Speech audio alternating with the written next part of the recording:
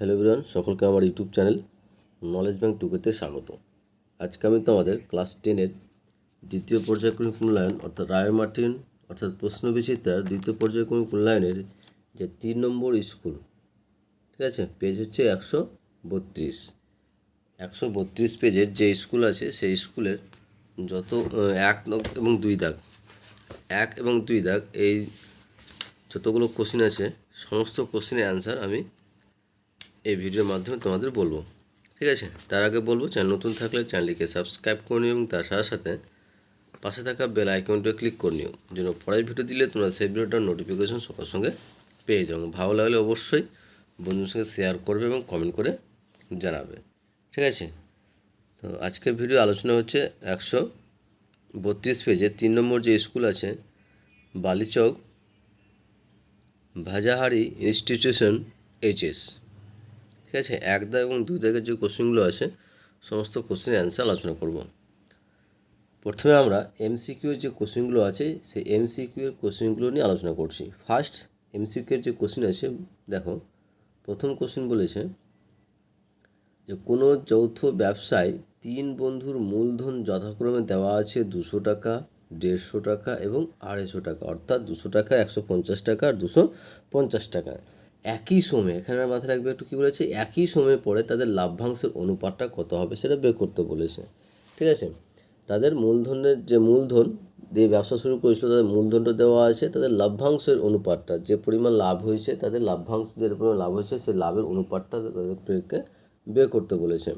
ঠিক আছে, তো কিভাবে করব, যে প্রথমে আমরা যে তাদের যে মূলধন দিয়ে ব্যবসা শুরু করেছিল সেই মূলধনের অনুপাতটা বের করব। তো 3 বন্ধুর মূলধনের অনুপাতটা কি হবে? 3 বন্ধুর মূলধনের অনুপাত হবে 200:150:250। যে 0 কাটা আছে, পড়ে আছে কত, 220:15:25। তাহলে আবার দেখো প্রত্যেকটা যে 5 দিয়ে কাটাকাটি করে দিলে এটা হবে 4, এটা কাটলে 3 5 15, এটা হচ্ছে 5 5 25। তাহলে কী পেলাম, 4:3:5।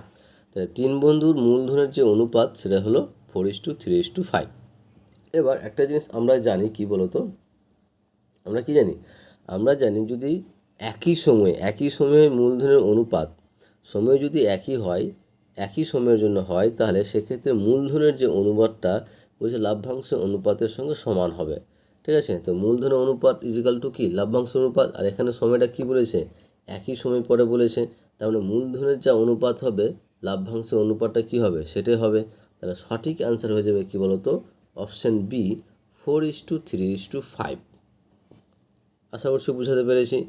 নেক্সট কোশ্চিনে আসি। নেক্সট কোশ্চিন কী বলেছে দেখো, নেক্সট কোশ্চিন বলেছে যে x square -2x + 4 = 0, x square -2x + 4 = 0 সমীকরণের বীজদ্বয় যদি আলফা ও বিটা হয়, তাহলে α⁴ + β⁴ এর মান কত হবে সেটা বের করতে বলেছে। তো কীভাবে বের করছি, দেখো এই ধরনের অঙ্ক এখানে কিন্তু এমসিকিউ আকারে দেওয়া আছে, কিন্তু এই অঙ্কগুলো আবার 2 মার্কের জন্য কিন্তু দিয়ে দেয়। তার জন্য তোমাদের বলবো যে শর্টকাটে না মেরে আমি পুরো ডিটেলস 2 মার্কের অনুযায়ী করে দিয়েছি। ঠিক আছে, 2 মার্কের আসলে এগুলো কিন্তু তোমরা সেটাকে ঠিকঠাকভাবে করে আসতে পারো।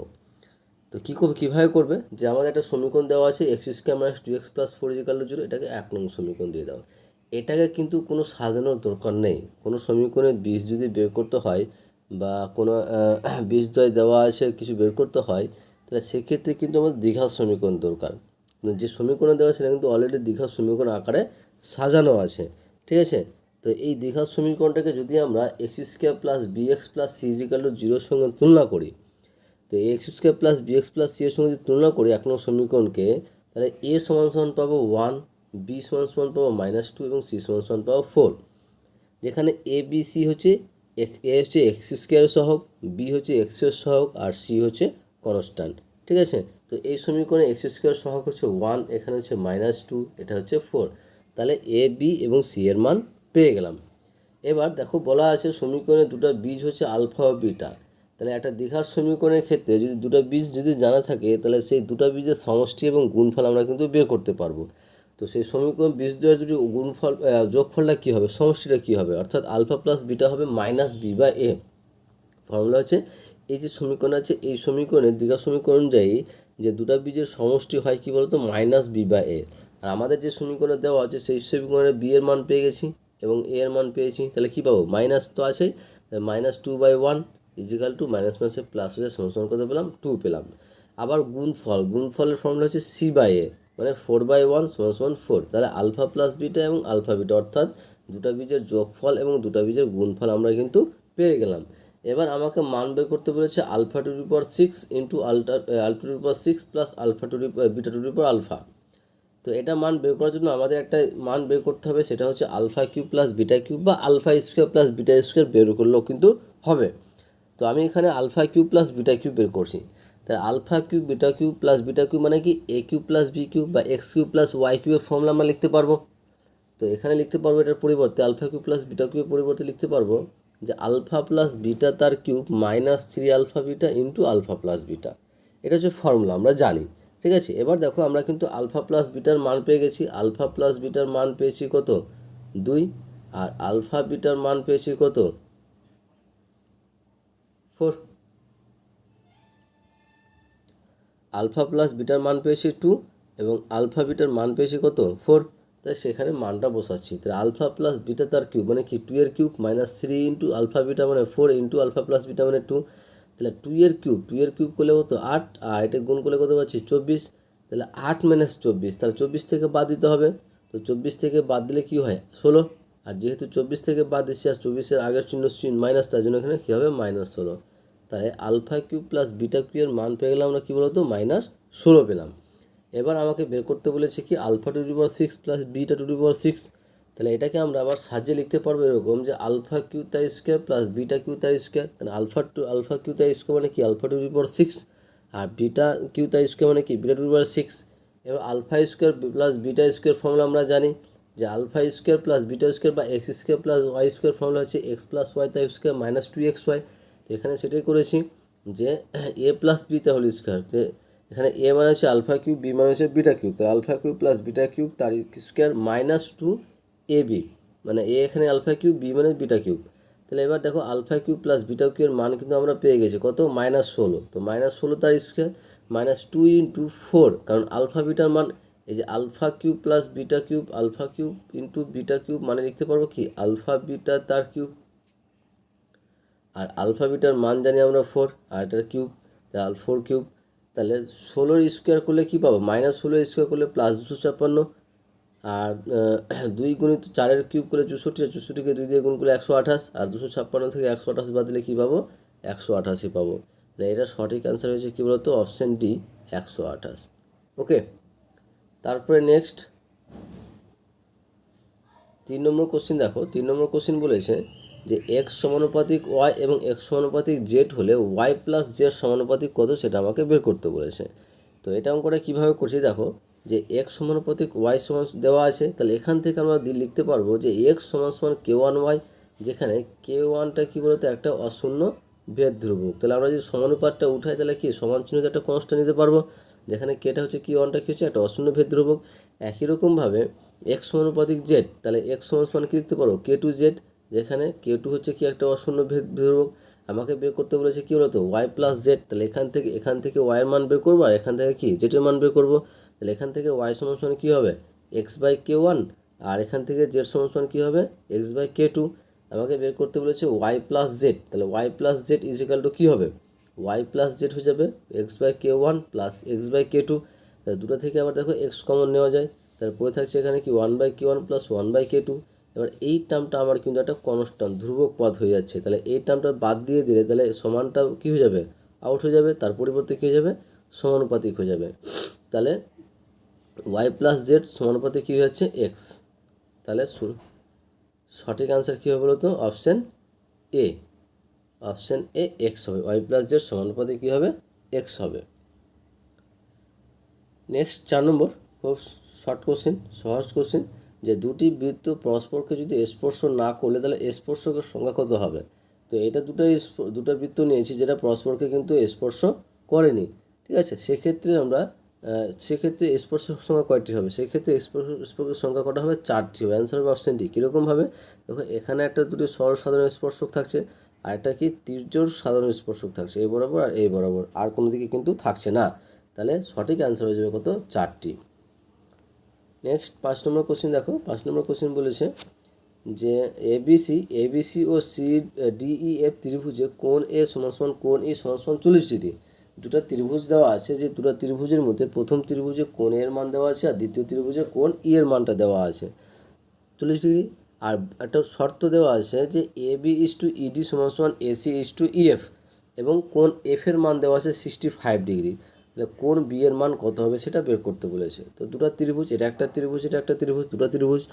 ABC ত্রিভুজের ক্ষেত্রে কোণ এ দেওয়া আছে, কোণ এটা ত্রিভুজের ক্ষেত্রে কোণ ই এর মান দেওয়া আছে, আর এই ত্রিভুজের ক্ষেত্রে কোণ এফ এর মান দেওয়া আছে। তো আমাকে এই ত্রিভুজের যে কোণ বি সেটার মান বের করতে বলেছে। তো শর্তটা দেখো, এখানে শর্তটা কি দেওয়া আছে, এটা তো ত্রিভুজ এটা এর কোণের দেওয়া আছে। যেহেতু ত্রিভুজ ABC এবং ত্রিভুজ DEF এই দুটো ত্রিভুজের কোণ এ কোণে মানে অনুরূপ কোণটা দেখো, যে এটার অনুরূপ কোণ আছে এবং দুটো কি সমান আছে, দুটোই সমান। তাহলে এই দুটো ত্রিভুজটা কি হবে, সদৃশ্য ত্রিভুজ হবে। ঠিক আছে। আর সদৃশ্য ত্রিভুজের ক্ষেত্রে আমরা কি জানি, সদৃশ্য ত্রিভুজের ক্ষেত্রে আমরা জানি যে সদৃশ্য ত্রিভুজের অনুরূপ কোণগুলি কি হবে, সমান হবে। সদৃশ্য ত্রিভুজের অনুরূপ কোণগুলি সমান হবে। তাহলে এই ত্রিভুজের কোণ এর অনুরূপ কোণ হচ্ছে এটা। তাহলে কোণ সি এর অনুরূপ কোণ হচ্ছে কোণ এফ, আর কোণ বি এর অনুরূপ কোণ হচ্ছে কোণ ডি। তাহলে কোণ অনুরূপ কোণগুলো আবার কী হয়, সমান হয়। তাহলে এখানে দেখো কোণ এফ এর মান দেওয়া হচ্ছে 65 ডিগ্রি, তাহলে কোণ সি এর মান কত হবে, 65 ডিগ্রি হবে। তাহলে অতএব দেখো, তাহলে কী লিখতে পারবো যে ত্রিভুজগুলি সমান হয়, তাহলে কোণ এ সমান সমান এটা 40 ডিগ্রি দেওয়া আছে, আর কোণ সিই সমান সমান কী হবে, কোণ এফ, কারণ দুটো অনুরূপ কোণ, এবং তার সঙ্গে সঙ্গে কোণ কী বলতো, বি আর ই দুটো সদৃশ্য কোণ। তাহলে এবার অতএব ত্রিভুজ এবিসি এর ক্ষেত্রে লিখতে পারো কি, একটা ত্রিভুজের তিনটা কোণের সমষ্টি কত, 180 ডিগ্রি। তাহলে কোণ এ প্লাস কোণ ই প্লাস কোণ সি ইকুয়াল টু 180 ডিগ্রি। এবার দেখো কোণ এ এর মান দেওয়া আছে এবং তার সঙ্গে কোণ সি এর মান দেওয়া আছে। ঠিক আছে। তো কোণ 40 প্লাস কোণ বি এর মান বের করতে বলেছে 65 ডিগ্রি ইজিক্যাল টু, তাহলে কী পাবো, কোণ বি সমান সমান 180 মাইনাস 40 মাইনাস 65 গিয়ে ক্যালকুলেশন করে পাচ্ছে কত, 75 ডিগ্রি। তাহলে সঠিক অ্যান্সার হয়ে যাবে কী বলতো, অপশান সি 75 ডিগ্রি। ওকে। নেক্সট 6 নম্বর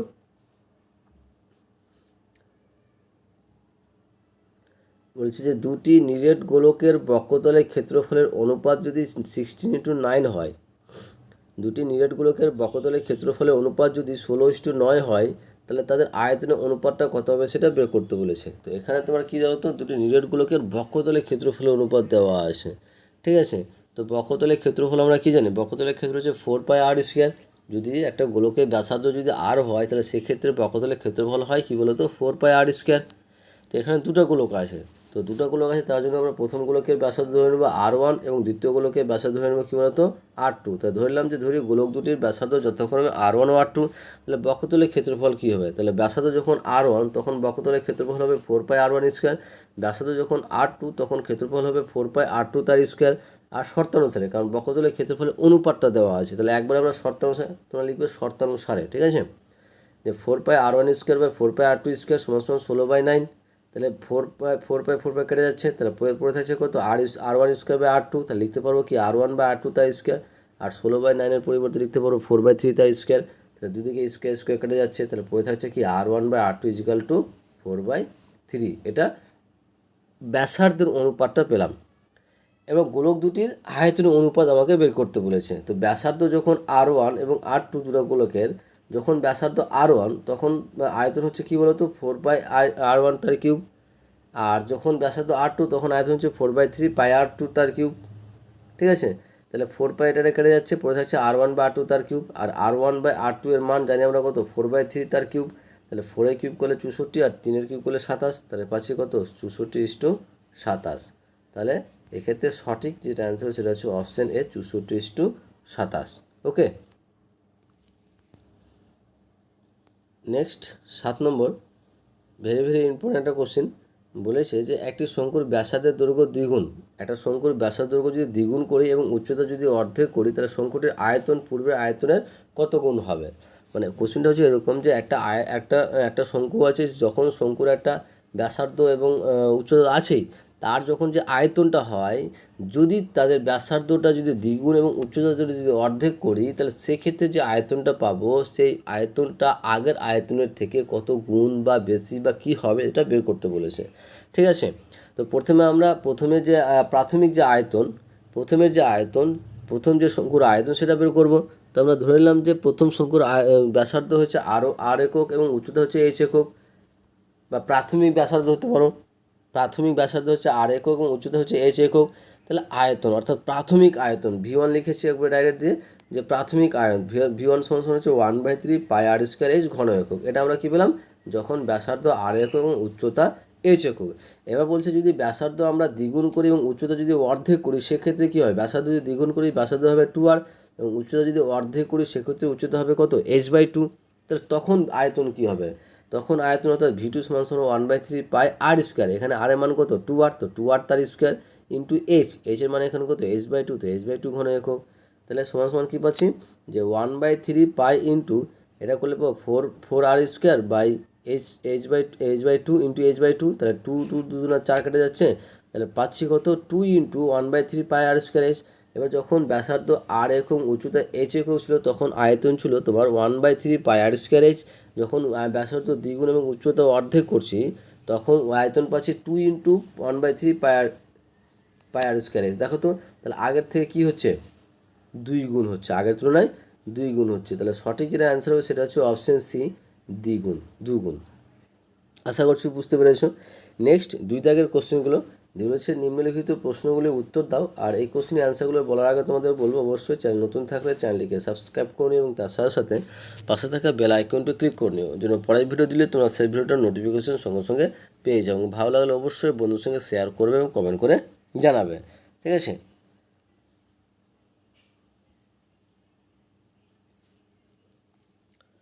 তো 2-এর প্রথম কোশ্চেন দেখো, ফার্স্ট কোশ্চেন বলেছে যে যদি y মাইনাস জেড সমানুপাতিক 1/x এবং জেড মাইনাস এক্স সমানুপাতিক 1/y এবং x মাইনাস ওয়াই সমানুপাতিক 1/z হয়, তাহলে ভেদ ধ্রুবক তিনটির সমষ্টি, মানে ওদের যে ভেদ ধ্রুবকটা পাবো সেই ধ্রুবক তিনটির সমষ্টি বের করতে বলেছে, যোগফল বের করতে বলেছে। ঠিক আছে। তাহলে কীভাবে করবো দেখো, প্রথমে দেওয়া আছে কী বলতো, y মাইনাস জেড সমানুপাতিক 1/x। তাহলে এখান থেকে আমরা কী লিখতে পারবো, যে সমানুপাতিকটা যদি বাদ দিয়ে দিলে কি সমান চিহ্ন দিয়ে একটা কনস্ট্যান্ট নিতে পারবো। তাহলে y minus Z equal to k1 1/x, যেখানে k1টা কি একটা অশূন্য ভেদ ধ্রুবক। তাহলে এখান থেকে আমরা k1 এর মান বের করবো, কারণ ধ্রুবকটির মান সমস্যা বের করতে বলেছে। তাহলে k1 কী পাবো, k1টা পেয়ে যাবে, এক্সটা এটার সঙ্গে গুণ হয়ে যাবে। তাহলে k1 সমান পাচ্ছি কী বলতো, x into Y minus Z. একই রকমভাবে যদি আমরা k2 বের করি তাহলে পাবো y into Z minus X, k3 পাবো Z into X minus Y. তাহলে আমাকে বের করতে বলেছে কি, তিনটার যোগফল। তাহলে k1 plus k2 plus k3 equal to কী পাবো, X into Y minus Z plus Y into Z minus X plus Z into X minus Y. তাহলে এক্সের সঙ্গে গুণ করলে পাবো X Y minus X Z plus Y Z minus X Y plus X Z minus Y Z. তাহলে সব কেটে যাচ্ছে, যে Y Z minus X Y plus X Y minus X Z plus X Z কেটে কী পড়েছে, 0। তাহলে সঠিক answer হয়ে গেল কত বলো তো, 0 হয়ে গেল। আশা করছি বুঝতে পেরেছো। তারপরে নেক্সট কোশ্চেন দেখো, 2 নম্বর কোশ্চেন বলেছে, বেশ ভালো ইম্পর্ট্যান্ট একটা কোশ্চেন। কী বলেছে, যে দুটি সদৃশ্য ত্রিভুজের পরিসীমা যথাক্রমে দেওয়া আছে 20 সেমি এবং 16 সেমি। দুটো সদৃশ্য ত্রিভুজ আছে, সেই দুটো সদৃশ্য ত্রিভুজের পরিসীমা দেওয়া আছে 20 সেমি ও 16 সেমি। প্রথম ত্রিভুজটির একটি বাহুর দৈর্ঘ্য যদি 9 সেমি হয় তাহলে দ্বিতীয় ত্রিভুজের অনুরূপ বাহুর দৈর্ঘ্য কত সেটা বের করতে বলেছে। তো একটা কী জানি দেখো, যে আমরা একটা জানি কী বলতো, যে দুটি সদৃশ্য ত্রিভুজের পরিসীমার অনুপাত যা হবে, যে তাদের অনুরূপ বাহুগুলির দৈর্ঘ্যের অনুপাতটা কী হবে, সমান হবে। দুটি সদৃশ্য ত্রিভুজের পরিসীমার অনুপাত যা হবে, বলছে তাদের অনুরূপ বাহুগুলির দৈর্ঘ্যের অনুপাতটা কী হবে, সেম হবে। ঠিক আছে। তাহলে আমরা এখানে দ্বিতীয়টা বের করতে বলেছে, তো দ্বিতীয় ত্রিভুজের অনুরূপ বাহুর দৈর্ঘ্য ধরে নিলাম কী বলতো, এক্স সেমি। তাহলে শর্ত অনুসারে কী লিখতে পারবো, আমরা এখানে সূত্রটা কী বলেছে, যে তাদের পরিসীমার অনুপাত, আর পরিসীমাটা দেওয়া আছে 20 আর 16, তাহলে অনুপাতটা কী হবে 20/16। আর ইজিক্যাল টু তোমার প্রথমটার অনুরূপ বাহুর দৈর্ঘ্য দেওয়া আছে 9, আর দ্বিতীয়টা বের করতে বলেছে। তাহলে কোনাকুনি গুণ করলে কী পাবো, 20x ইজিক্যাল টু 16 ইন্টু 9, তাহলে বা এক্স ইজিক্যাল টু কী পাবো 16 ইন্টু 9/20। তাহলে 5 দিয়ে কাটে তোমার 4 দিয়ে কাটলে 4 5 20, 4 4 16, মানে 36/5। তাহলে কাটাকাটি করলে পাবো কী হতো, 7.2। ওকে। তারপরে নেক্সট কোশ্চেন দেখো, নেক্সট কোশ্চেন বলেছে যে একটি গোলকের ব্যাসার্ধের দৈর্ঘ্য 50% বৃদ্ধি করলে বক্রতলের ক্ষেত্রফল শতকরা কত বৃদ্ধি পাবে। ঠিক আছে। এই কোশ্চেনটা কিন্তু ভেরি ভেরি ইম্পর্ট্যান্ট একটা কোশ্চেন, আর এই কোশ্চেনটা অলরেডি কিন্তু আমার করে দেওয়া হয়েছে প্রশ্ন বিজেতার, যে সেট 1 অর্থাৎ 1 নম্বর যে স্কুলটা পেজ 130 2-এর 3 নম্বর অঙ্কটা সেম। তো যারা এই অঙ্কটা এখনও দেখোনি তারা কিন্তু সে প্রথম স্কুল প্লে লিস্টে গিয়ে দেখবে যে প্রথম স্কুলের কিন্তু দেখতে পাবে 2-এর 3 নম্বর অঙ্কটা সেম একই রকমভাবে তারপরে অঙ্কটা কিন্তু করে দেওয়া আছে। ঠিক আছে।